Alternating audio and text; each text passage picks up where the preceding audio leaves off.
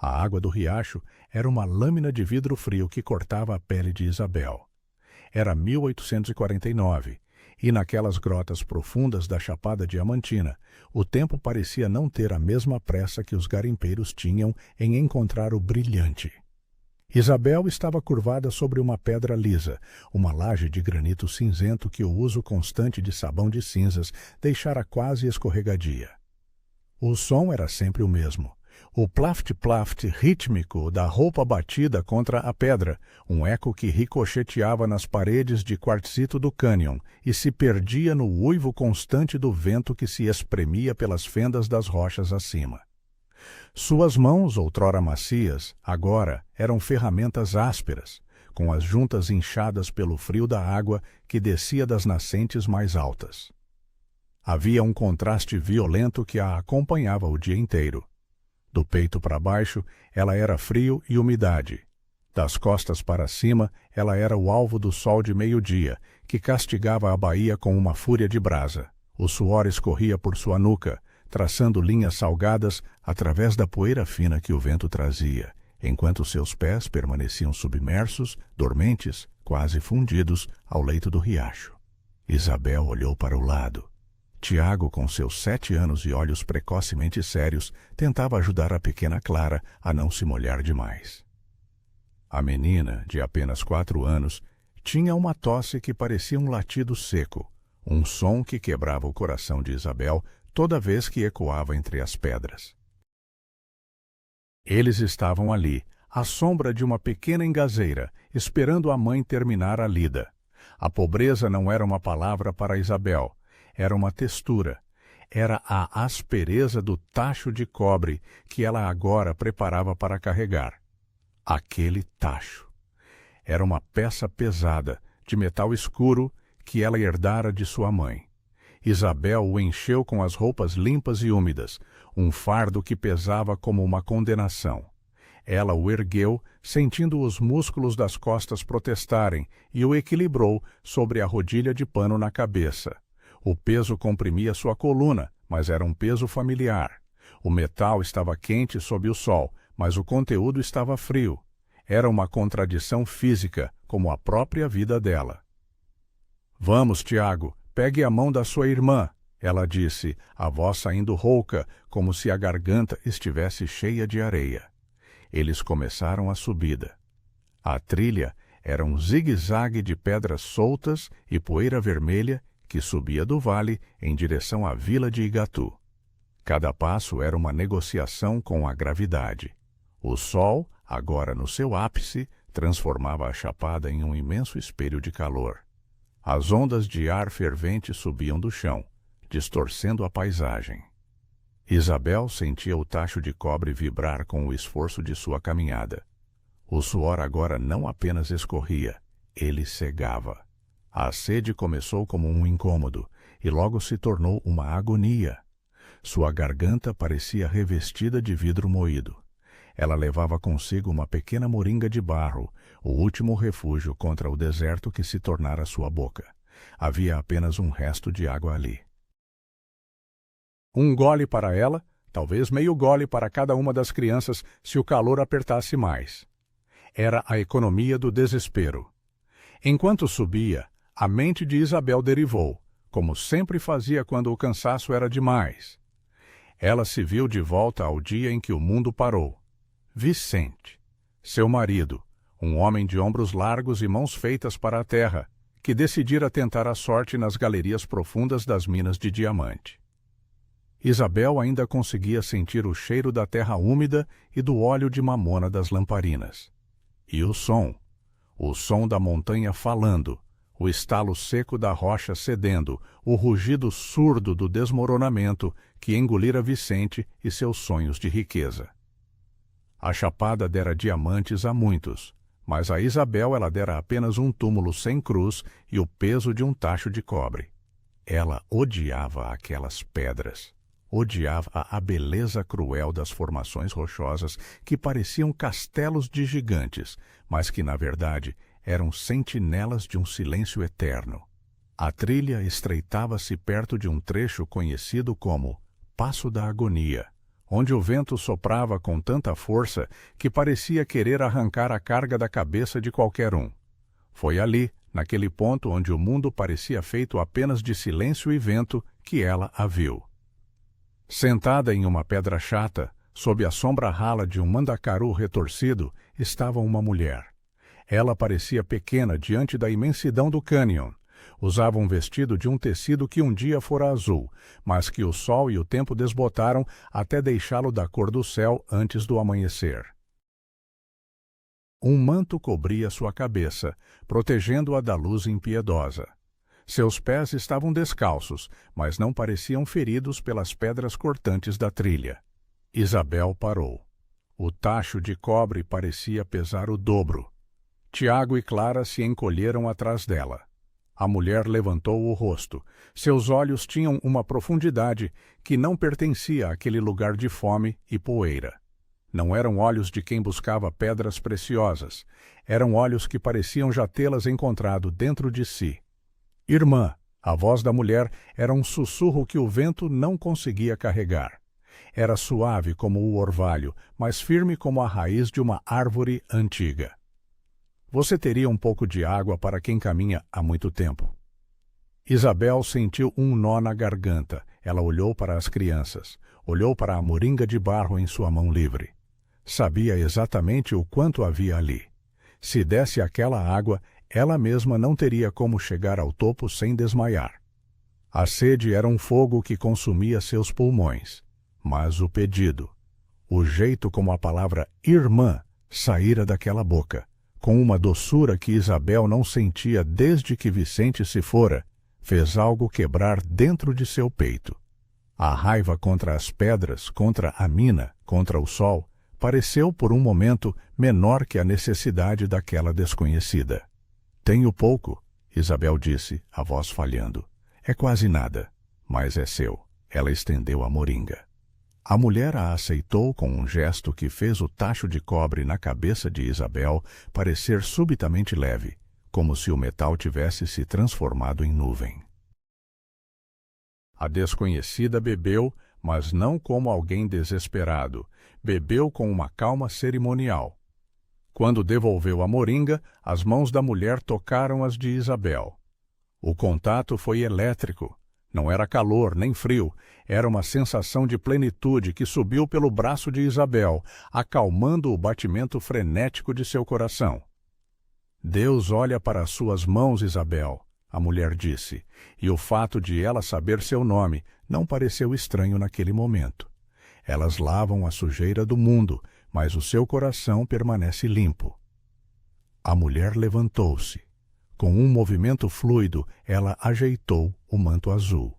Isabel piscou, tentando limpar o suor dos olhos, e quando voltou a focar, a mulher já estava alguns passos adiante na trilha, movendo-se com uma rapidez que desafiava a física. Ela não levantava poeira, não fazia ruído. Espere! Isabel tentou chamar, mas a figura pareceu se fundir à luz intensa do sol, refletida nas pedras brancas. Em segundos, ela desapareceu na curva do despenhadeiro. Isabel olhou para a moringa em sua mão. Ela esperava encontrá-la vazia, o barro seco e inútil, mas o peso era diferente. Era pesado, muito pesado. Ela retirou a pequena tampa de cortiça, e o que aconteceu em seguida desafiou toda a lógica de sua vida de privações. Um aroma explodiu no ar seco da chapada. Não era o cheiro de terra molhada, nem o perfume ralo das flores do sertão. Era jasmim. Um perfume intenso, doce, celestial, que parecia vir de um jardim que não pertencia àquela terra. Isabel olhou para dentro da moringa. Ela estava cheia, transbordando.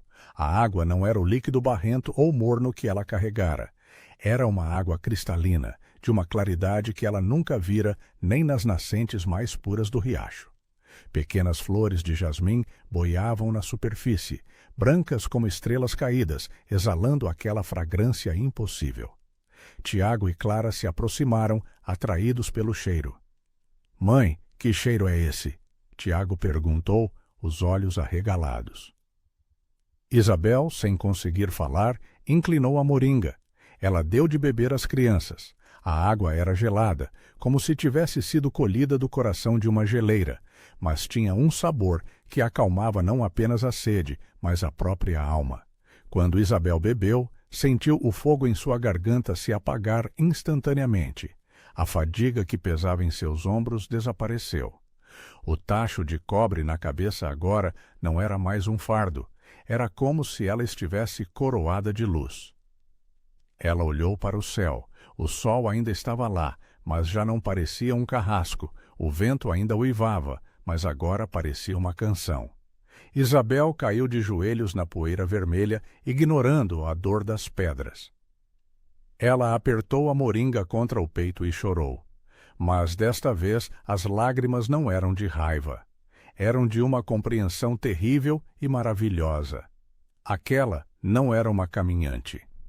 O perfume de jasmim continuava a emanar da água, espalhando-se pela trilha, combatendo o cheiro de suor e poeira. Isabel sabia que algo em sua vida havia sido alterado para sempre. O mundo de pedra ainda era duro, o trabalho no riacho ainda seria exaustivo, mas agora ela carregava um segredo dentro de si, algo tão límpido quanto a água daquela moringa. Ela olhou para o topo da montanha, onde as casas de Igatu começavam a aparecer entre as brumas de calor. O caminho ainda era longo, mas Isabel levantou-se com uma força nova. — Vamos! Ela disse aos filhos, sua voz agora límpida como um sino. Temos uma bênção para carregar. E enquanto caminhavam, o aroma de jasmim ficava para trás na trilha, como um rastro de um reino invisível que decidira, por um instante, tocar o chão sofrido da Chapada Diamantina. Isabel não sabia o que aconteceria quando chegasse em casa, mas sentia que o tacho de cobre nunca mais seria tão pesado quanto o medo que ela abandonara naquela curva da estrada. A casinha de taipa de Isabel era um ferimento de barro na encosta da montanha. Pequena, torta, erguida com o esforço de mãos que já não tinham pele, ela parecia se segurar no declive apenas por teimosia. Quando Isabel cruzou o batente da porta, o peso do tacho de cobre finalmente deixou sua cabeça, mas o peso do que ela carregava na moringa parecia ter se multiplicado. O interior da casa era um mergulho na penumbra.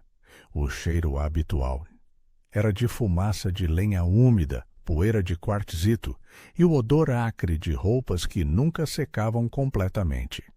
Mas, naquele fim de tarde, algo estava errado. Ou, pela primeira vez em anos, algo estava certo. O perfume de jasmim entrou antes dela. Não era apenas um aroma, era uma força invasora. Ele se chocou contra as paredes de barro rachadas, infiltrando-se nas fissuras onde o vento costumava assobiar. Onde antes havia o cheiro de mofo e de bicho da terra, agora havia uma fragrância tão densa que Isabel sentia o sabor do jasmim na língua. Era como se a casa estivesse sendo lavada por dentro por um jardim invisível. Isabel colocou a moringa sobre a mesa de madeira bruta.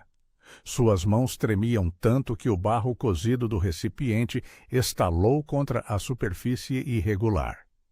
Tiago e Clara entraram logo atrás, as pequenas sombras de Isabel, agora com os olhos acesos por uma curiosidade que beirava o susto. — Mãe! Sussurrou Tiago, a voz pequena no meio daquele silêncio perfumado. — A senhora está vendo? Isabel não respondeu. Ela olhava para a moringa. A água lá dentro não apenas boiava, ela parecia ter vida própria. Era de uma pureza agressiva. Na penumbra da choupana, o líquido emitia uma claridade suave, um brilho de prata líquida que iluminava as mãos calejadas de Isabel. As flores de jasmim que flutuavam no topo permaneciam brancas, imaculadas, como se o sol da trilha nunca as tivesse tocado. Clara começou a tossir. Era aquele som de sempre. Um latido seco que vinha do fundo dos pulmões minúsculos, um ruído que parecia arrancar pedaços da garganta da menina. Isabel sentiu a pontada habitual de desespero no peito, mas, desta vez, havia algo mais. Uma urgência que vinha da ponta dos dedos. Ela pegou a moringa.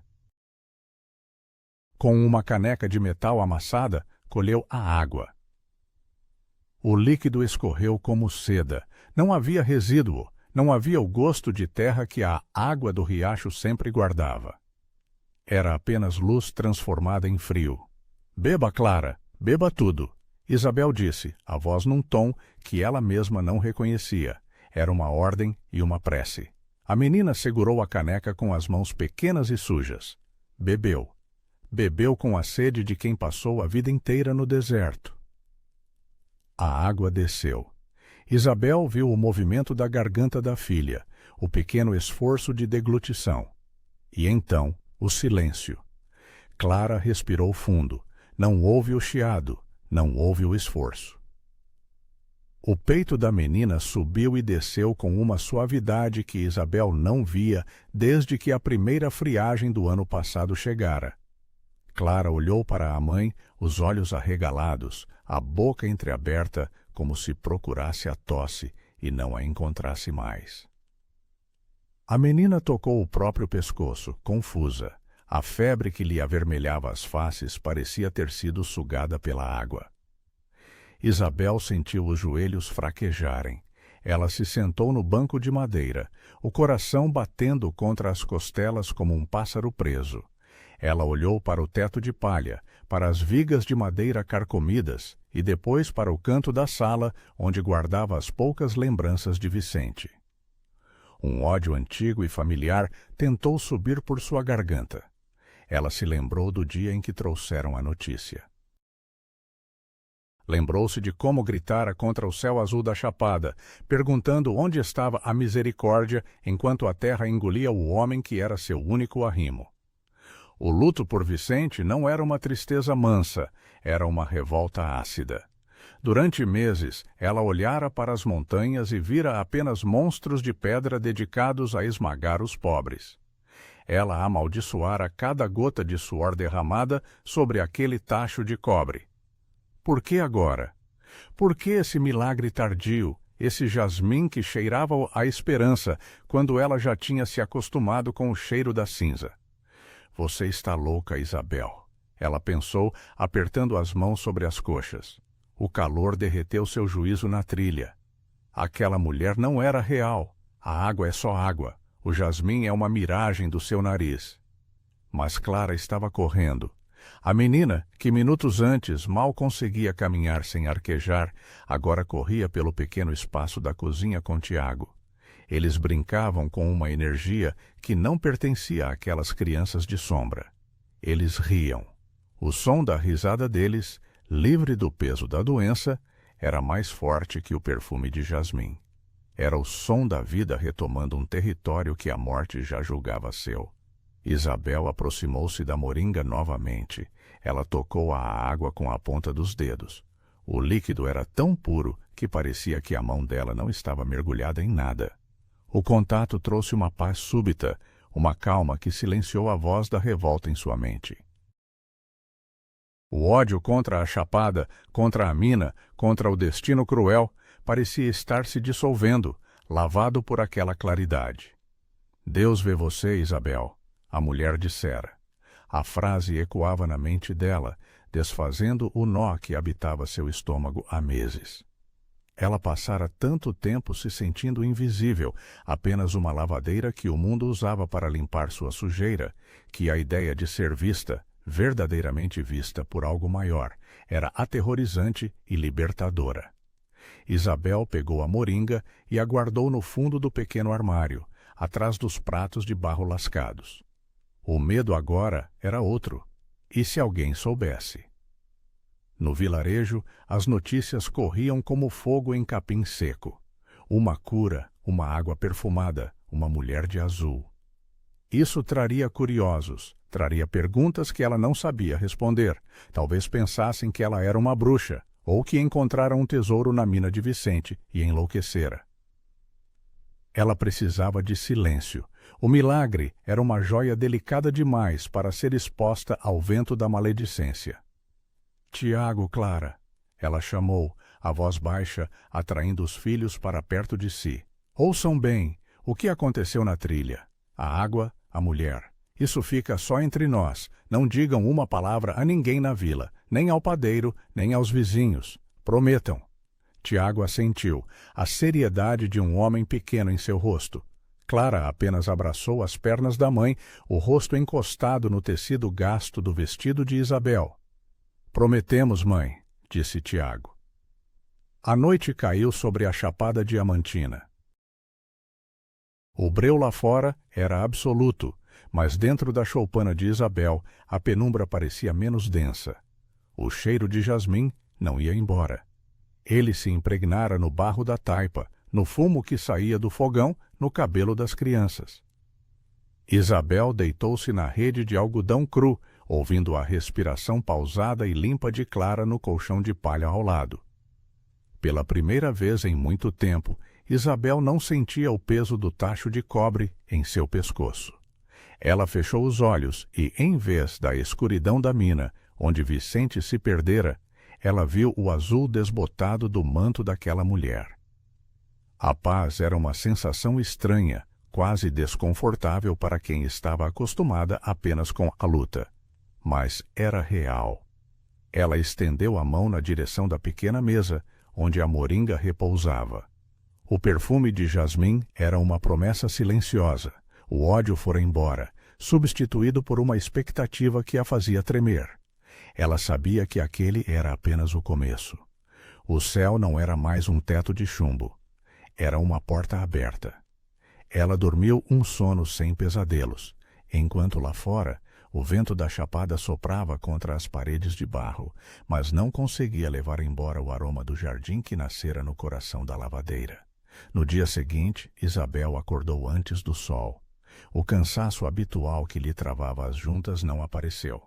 Ela se sentia leve, como se o corpo tivesse sido refeito durante a noite. Ela olhou para a moringa. Estava exatamente no mesmo lugar. E, para seu espanto, o nível da água não baixara, embora eles tivessem bebido dela no dia anterior. Ela não estava louca.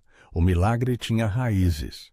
Isabel preparou o café ralo e um resto de beijo para as crianças. O perfume de jasmim ainda estava lá, mais suave agora, mas persistente. Ela sentia que precisava de orientação. Precisava de alguém que não olhasse para ela como uma pobre viúva, mas como alguém que testemunhara o impossível. Havia apenas um homem em quem ela confiava para isso. Padre Jonas.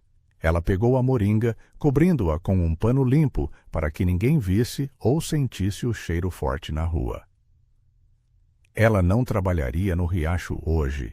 As roupas dos ricos podiam esperar. Ela tinha um encontro com o sagrado. Enquanto caminhava pelas ruas de pedras de Igatu, Isabel sentia que o chão sob seus pés era diferente. Cada pedra, cada formação rochosa da chapada parecia agora carregar uma assinatura divina. O medo de ser descoberta lutava com a necessidade de compartilhar aquela luz. Mas ela foi cautelosa.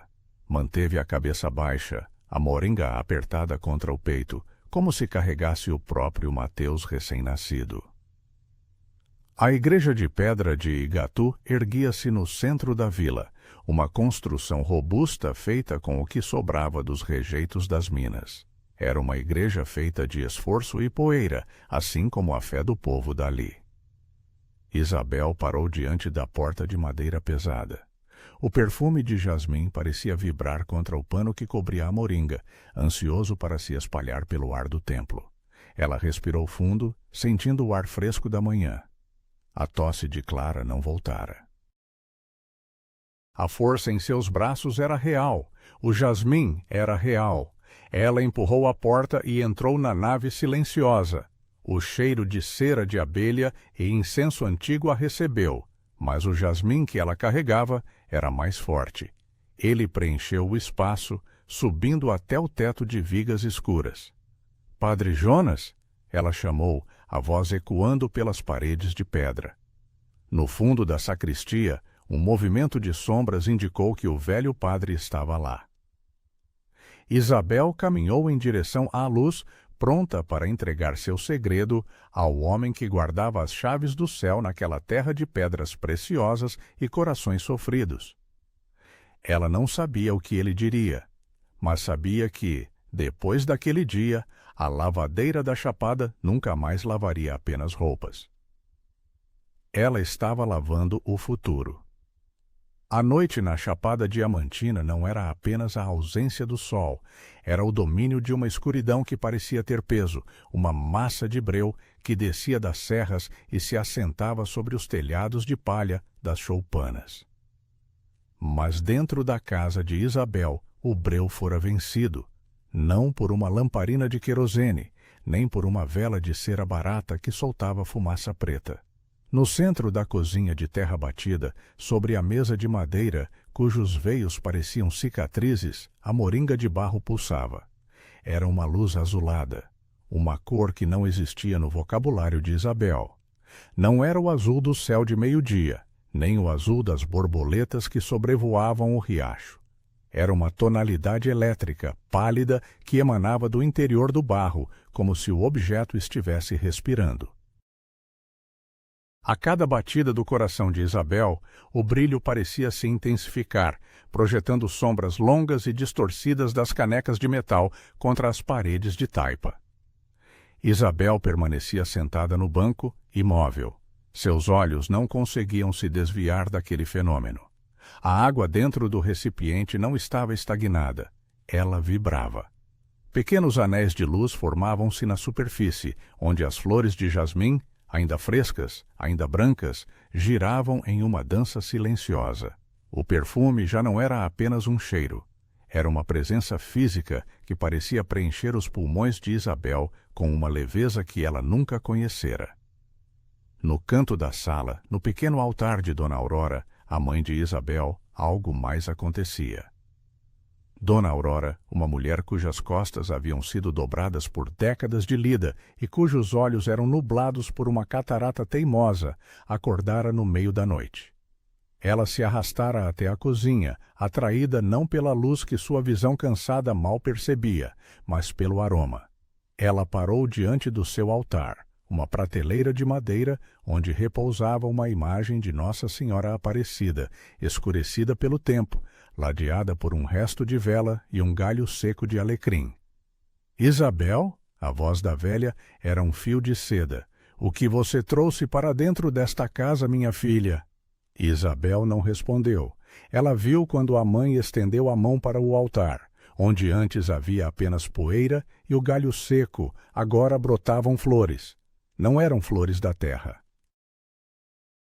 Eram pequenas estrelas brancas que pareciam ter nascido da própria madeira morta da prateleira. Tinham a mesma brancura impossível do jasmim da moringa, mas brilhavam com uma fosforescência própria. Dona Aurora tocou uma das pétalas. Seus dedos deformados pelo reumatismo pareceram, por um segundo, perder a rigidez. É o cheiro do céu, a velha murmurou, e uma lágrima solitária traçou um caminho branco através da fuligem em seu rosto. É o cheiro dela. Isabel sentiu um calafrio que lhe percorreu a espinha. O medo de estar enlouquecendo começava a ser substituído por uma certeza que a esmagava. Aquilo era grande demais para uma lavadeira. Era puro demais para uma casa de chão de barro. Ao amanhecer, a luz azul desapareceu, mas o perfume permaneceu, impregnado nas vigas, no café ralo que Isabel preparava, na pele de Clara, que acordara rindo, sem um único sinal da tosse que a torturava. Isabel tomou sua decisão. Envolveu a moringa em um xale de lã escura, escondendo-a como se fosse um segredo proibido, e seguiu para a vila. A igreja de pedra de Igatu era uma fortaleza de fé erguida com os restos da mineração. Suas paredes eram feitas de pedra canga, blocos irregulares de ferro e quartzo que brilhavam sob o sol matinal. Era uma igreja que parecia ter brotado da própria montanha, um monumento à persistência dos homens que buscavam a Deus enquanto escavavam a terra. Isabel entrou. O silêncio lá dentro era fresco. Ela caminhou pelo corredor central, o som de seus pés descalços contra as lajes de pedra soando como batidas de um coração apressado. Ela não parou nos bancos. foi direto para a sacristia, o território de Padre Jonas. Ao empurrar a porta pesada, o cheiro a recebeu. Era uma mistura densa de café recém-coado, incenso de anos que se entranhara na madeira dos armários e o aroma de papel velho. Padre Jonas estava sentado à mesa, escrevendo em um livro de registros.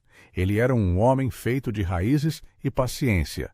Seus cabelos eram brancos como a espuma do rio, e sua pele era um mapa de rugas esculpidas pelo sol da chapada. Ele levantou os olhos quando Isabel entrou. Viu a mulher exausta, com o xale apertado contra o peito, e sentiu o peso da angústia que ela carregava. Isabel, ele disse, a voz profunda e calma, o riacho estava frio hoje? Você parece ter trazido a neblina com você. Isabel não conseguiu falar de imediato. Ela colocou o vulto sobre a mesa, entre o bule de café e os papéis do padre. Com as mãos trêmulas, ela afastou o tecido. O perfume de jasmim explodiu na pequena sacristia. Foi tão violento e súbito que Padre Jonas recuou, derrubando a pena. O cheiro de café e incenso foi varrido por uma fragrância que parecia carregar o frescor de todas as manhãs do mundo. O padre olhou para a moringa.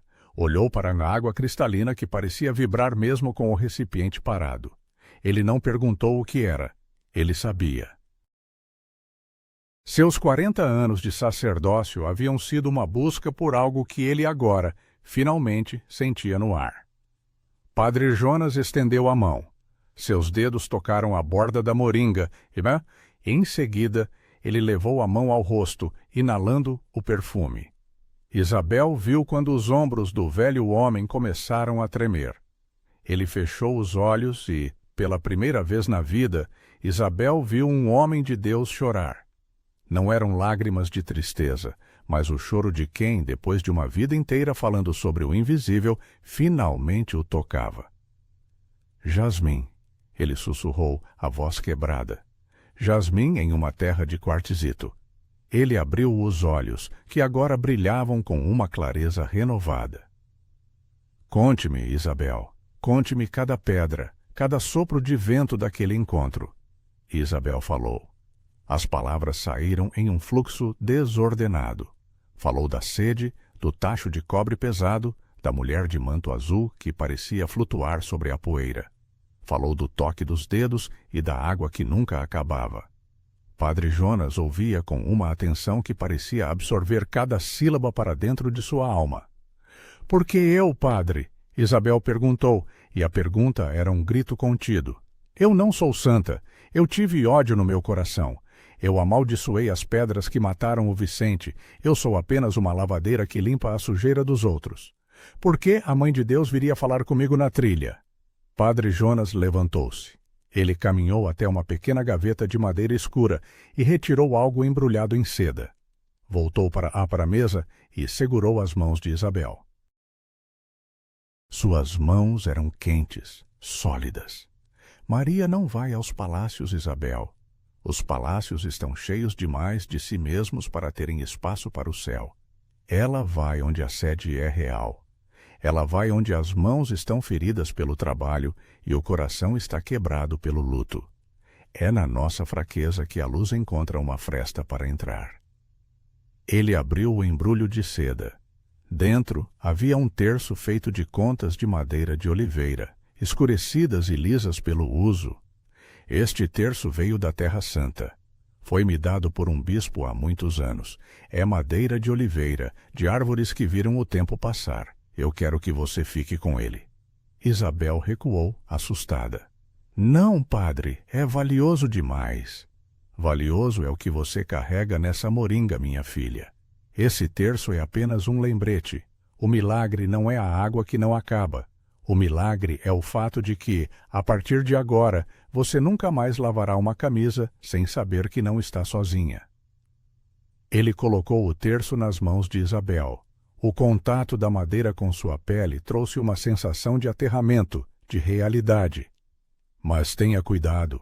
O padre continuou, seu tom agora carregado de uma advertência sombria. O mundo não gosta do que não pode explicar. Se a vila souber, eles virão. Virão os curiosos, os gananciosos, os que querem comprar a bênção. Eles transformarão o seu encontro em um espetáculo.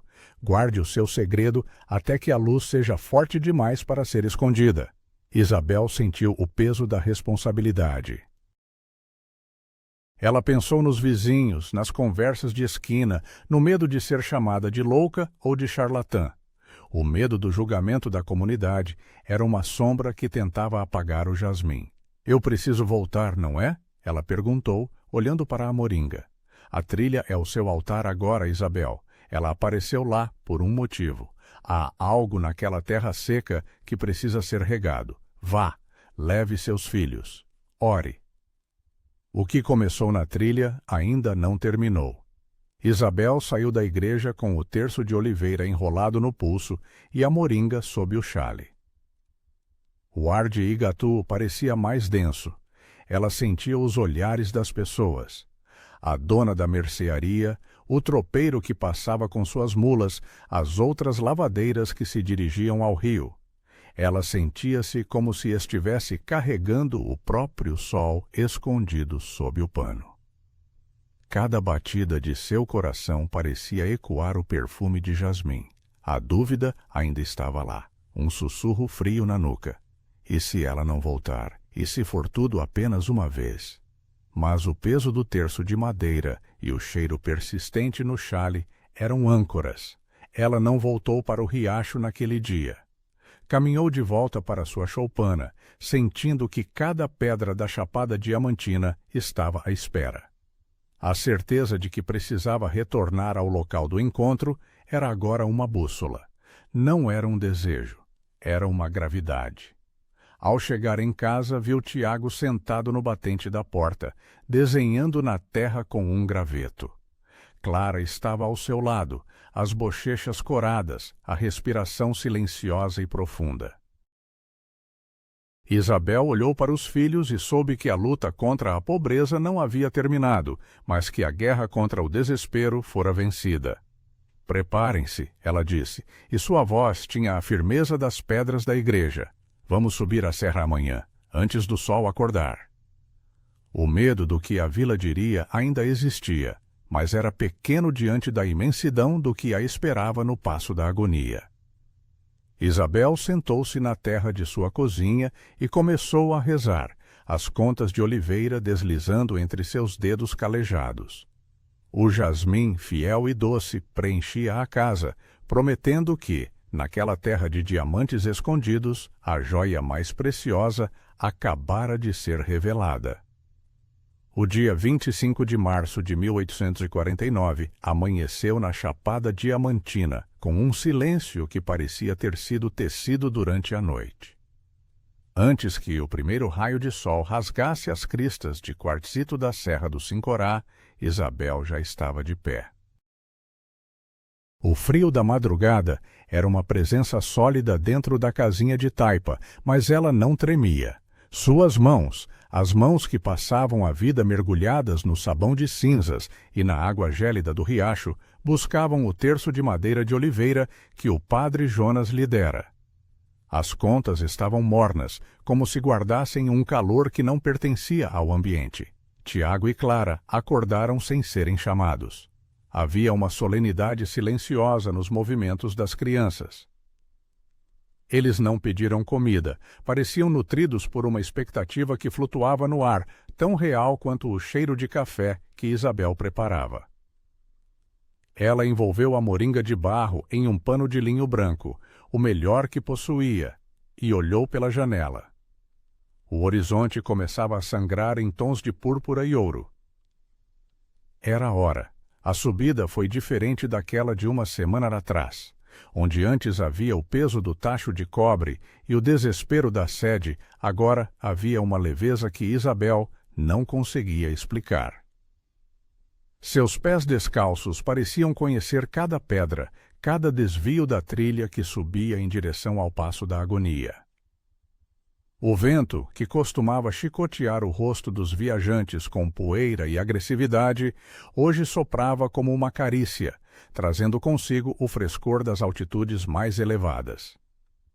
Quando se aproximaram do local do encontro, o sol já estava alto, mas algo era estranho. O calor, que naquela hora costumava ser um carrasco implacável, hoje não queimava. A luz que caía sobre a chapada era uma luz que abraçava. Era como se o ar tivesse se transformado em um fluido dourado, denso de paz, que envolvia a pele de Isabel sem feri-la. "Mãe, olhe!" Tiago sussurrou, apontando para a curva da estrada. Isabel parou. O coração saltou na garganta, batendo contra as costelas como um sino de bronze. Exatamente no lugar onde a mulher de azul estivera sentada, onde antes havia apenas o chão rachado, a poeira vermelha e o mandacaru seco, agora brotava a vida. Um arbusto de rosas brancas, de uma exuberância impossível para aquela terra árida, erguia-se contra o paredão de pedra. As folhas eram de um verde tão profundo que pareciam feitas de esmeralda, e as flores. Dezenas de rosas brancas, de pétalas imaculadas, abriam-se para o céu. Não havia água ali, não havia fonte, não havia solo fértil, apenas a rocha nua e a vontade de Deus. O perfume que emanava daquelas flores não era apenas de rosas. Era o jasmim celestial que Isabel reconhecera na moringa, misturado ao cheiro de terra recém-lavada pela chuva. Isabel caiu de joelhos. Tiago e Clara fizeram o mesmo, as pequenas faces iluminadas por um espanto que não conhecia o medo. A luz ao redor do arbusto começou a vibrar. O ar pareceu se ondular, como a superfície de um lago atingida por uma pedra. E então, do centro da luminosidade, ela surgiu. Não era mais a caminhante de manto desbotado. A figura que agora estava diante de Isabel era o sol vestido de céu. O manto azul era de uma cor tão pura que fazia o firmamento parecer pálido. Sua veste era branca como a neve dos picos mais altos, e de seus pés descalços emanava uma claridade que fazia as pedras da trilha brilharem como diamantes. O rosto era de uma beleza que doía na alma, uma mistura de juventude eterna e sabedoria infinita. Os olhos da Virgem encontraram os de Isabel. Naquele olhar, Isabel viu toda a sua vida passar. Viu o dia em que se casou com Vicente, viu o nascimento dos filhos, viu o desmoronamento da mina e viu cada peça de roupa que lavara no riacho, cada gota de suor que caíra sobre a laje de granito. A Virgem caminhou em sua direção. Seus pés não tocavam o chão, eles flutuavam sobre a poeira, transformando-a em luz. Ela parou diante da lavadeira e estendeu as mãos. Isabel, trêmula, entregou suas próprias mãos. O contraste era violento. As mãos de Isabel eram um mapa de dor, as juntas inchadas pelo reumatismo do frio da água, a pele rachada, as unhas gastas, as cicatrizes dos cortes das pedras e as mãos da Virgem. Eram de uma suavidade indescritível, mas quando tocaram a pele de Isabel, ela sentiu uma força que parecia sustentar o peso de todas as montanhas do mundo. "Minha filha", a voz da Virgem não vinha do ar. Ela ressoava dentro do peito de Isabel, como se cada fibra de seu ser fosse um instrumento de corda sendo tocado. "Você se pergunta por que o céu escolheu a lavadeira, por que uma mulher que vive entre as pedras e a sujeira dos outros foi visitada." Isabel baixou a cabeça, as lágrimas correndo livremente, molhando a poeira dourada aos pés da Virgem. "Eu não sou nada, senhora", soluçou Isabel. "Eu sou apenas o que sobrou da mina." A Virgem sorriu, e o sorriso foi como se toda a chapada diamantina florescesse de uma só vez. "Aos olhos do mundo, Isabel, você limpa o que foi usado, mas aos olhos do meu filho, você é quem prepara o mundo para ser novo. Cada peça de roupa que você lava com amor, cada sacrifício que você faz por estas pequenas almas." Ela indicou Tiago e Clara com um gesto suave. "É uma prece que ressoa mais alto do que o canto dos anjos. O amor não está nas grandes obras, minha filha. O amor está no gesto de oferecer a última gota de água a quem tem sede." Ela apertou as mãos de Isabel. Naquele toque, Isabel sentiu a dor das juntas desaparecer. A aspereza da pele cedeu lugar a uma renovação que vinha de dentro. Não era apenas a cura física, era a cura da alma. O ódio que ela sentira pelas pedras, a revolta contra a mina que levara seu marido, tudo foi lavado, levado embora por uma onda de misericórdia.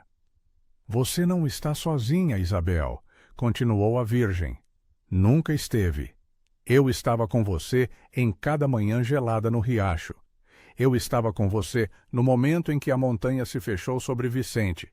Ele está na paz, e você é a ponte que liga os seus filhos à esperança. A Virgem inclinou-se e colheu uma única rosa do arbusto impossível. A flor brilhava com uma luz interna, pulsante.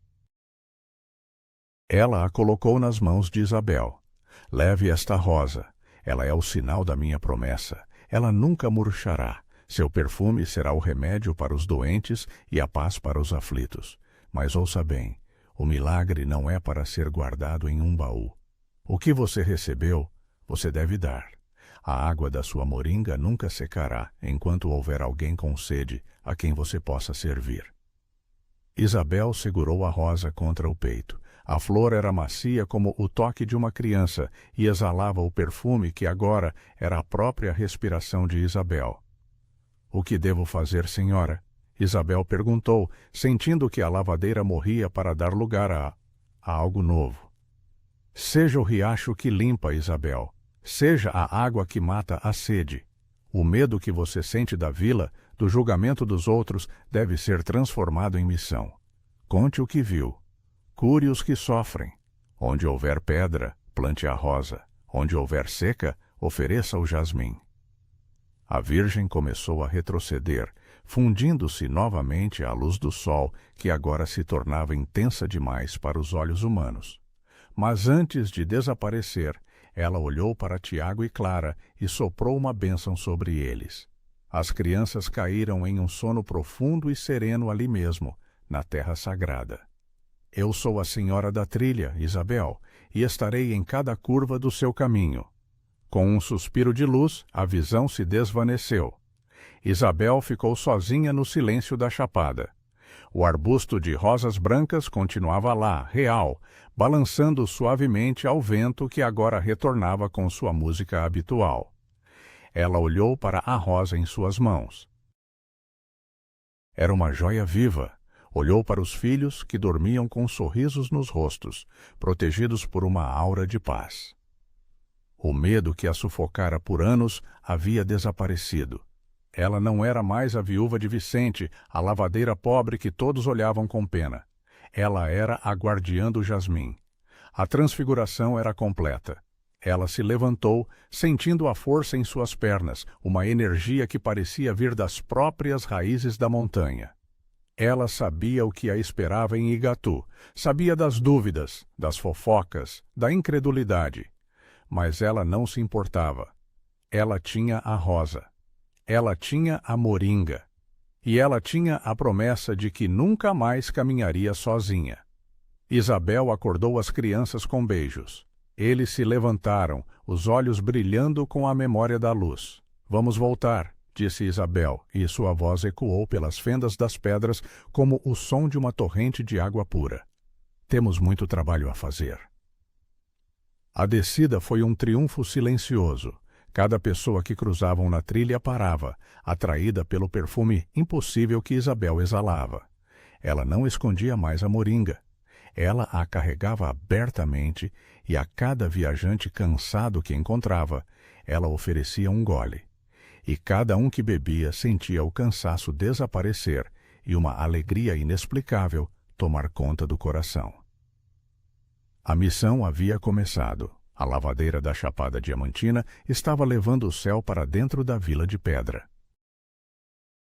E enquanto ela caminhava, uma única pétala da rosa caiu no chão seco da trilha, e no lugar onde tocou a terra, uma pequena fonte de água cristalina começou a brotar, sussurrando o nome daquela que viera para lavar o mundo. 3 anos haviam se passado desde que a poeira vermelha do Passo da Agonia fora batizada pelo aroma impossível do jasmim. Na Chapada Diamantina, o tempo costuma ser medido pela erosão das pedras ou pela paciência dos garimpeiros, mas para a vila de Igatu, aqueles 1000 e tantos dias foram contados por uma cronologia diferente, a era da lavadeira da rosa. Isabel não se tornara rica, pelo menos não da forma como os homens de negócios de Salvador ou os coronéis das minas entendiam a riqueza. Ela ainda vivia na mesma casinha de taipa, que agora parecia mais firme, como se o barro das paredes tivesse ganhado a solidez do mármore.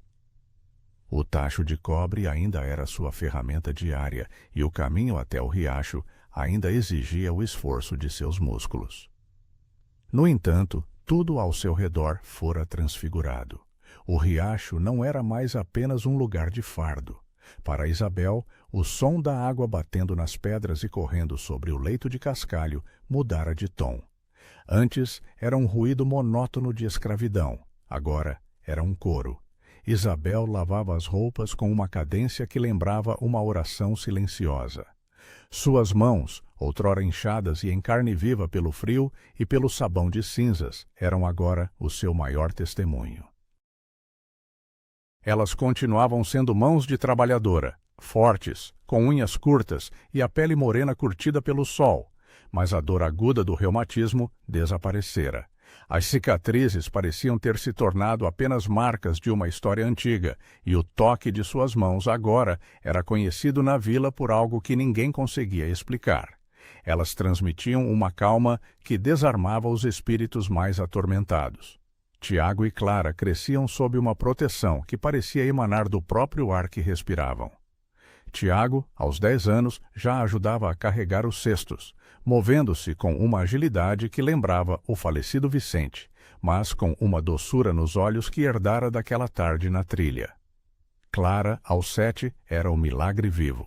Sua respiração era profunda e limpa, e sua risada, antes abafada pela tosse, agora ecoava pelas grotas como o canto de um pássaro livre.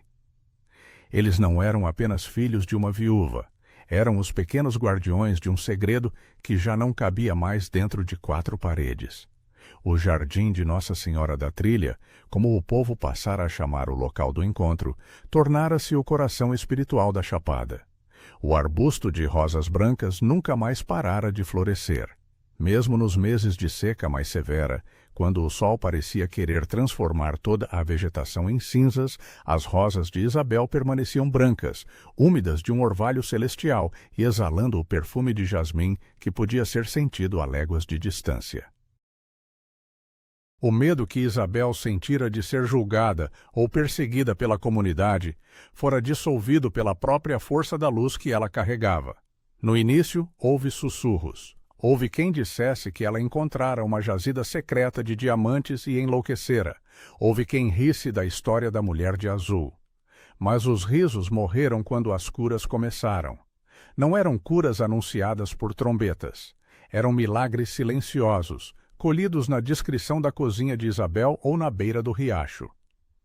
Foi seu Manuel, o mineiro cujos olhos haviam sido quase cegados por uma explosão de pólvora, que recuperou a visão após lavar o rosto com a água da moringa de Isabel. Foi Dona Zefa, que passara 3 anos mergulhada em uma depressão tão profunda que nem o nome dos filhos lembrava, e que voltou a sorrir após receber uma única pétala da rosa eterna.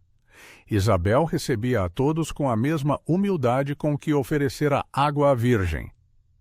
Ela não cobrava, não aceitava ofertas. A água não é minha, ela dizia sempre, com a voz mansa. Eu sou apenas a moringa que a carrega. Padre Jonas tornara-se seu maior aliado. Ele subia a colina com frequência, não para investigar, mas para se nutrir. A igreja de pedra de Igatu parecia ter ganhado uma nova vida. Os bancos estavam sempre cheios de garimpeiros e lavadeiras que agora viam na dureza da pedra não um destino cruel, mas um altar de Deus. O padre observava Isabel de longe e via nela o que as Escrituras tentavam ensinar, que a santidade não habita nos mantos de seda, mas na pele calejada de quem sabe servir, Certa tarde, quando o sol se punha atrás do morro do Pai Inácio, pintando o céu com cores de ametista, Isabel estava sentada no batente de sua porta. Ela olhava para as suas mãos. Elas estavam úmidas da última lavagem do dia. Ela pensou em Vicente. Durante muito tempo, a memória dele fora uma ferida aberta, um grito de "Por quê?". Mas agora, a imagem do marido estava envolta em uma serenidade dourada. Ela entendia que a morte dele, embora trágica, não fora o fim, mas parte de um mecanismo maior que a trouxera até aquele momento de plenitude. Ela não estava mais revoltada contra a montanha. A chapada não era mais sua inimiga, era sua catedral. Ela entrou em casa e caminhou até o altar. No centro da prateleira de taipa, dentro de um vaso de cristal que Padre Jonas lhe trouxera de Salvador, estava a rosa. 3 anos haviam se passado, e a flor permanecia exatamente como no dia em que fora colhida do arbusto milagroso. As pétalas eram firmes, de uma brancura que parecia emitir sua própria luz. O perfume de jasmim era o coração da casa, um antídoto contra qualquer tristeza. Isabel pegou a moringa de barro. Ela estava, como sempre, cheia até a borda. Ela serviu um copo para si mesma e bebeu. A água desceu por sua garganta como uma bênção líquida, renovando suas forças para o trabalho do dia seguinte. Ela sabia que, enquanto houvesse alguém com sede em Igatu, sede de água ou sede de esperança, sua moringa nunca secaria. A missão que a Virgem lhe dera fora cumprida, mas Isabel sabia que o milagre era um ciclo contínuo. Ela não era mais a pobre viúva, ela era a ponte. No horizonte, as luzes da vila começavam a se acender. Isabel viu um grupo de viajantes subindo a trilha, as silhuetas cansadas destacando-se contra o céu escurecido. Ela sabia que eles parariam no jardim da trilha. Sabia que eles sentiriam o cheiro das rosas e que, por um instante, o peso de suas cargas seria esquecido. Ela sorriu, um sorriso que carregava a paz de quem tocara o manto do céu. "Tiago, Clara", chamou ela. "Preparem mais um pouco de café. Temos visitas chegando e elas devem estar com sede." A vida na Chapada Diamantina continuava dura. As pedras continuavam pesadas. O sol continuava quente. Mas para Isabel e para todos aqueles que passavam por sua porta, o mundo nunca mais seria um lugar de desamparo. O jasmim vencera o quartzito. O amor transformara o suor em orvalho.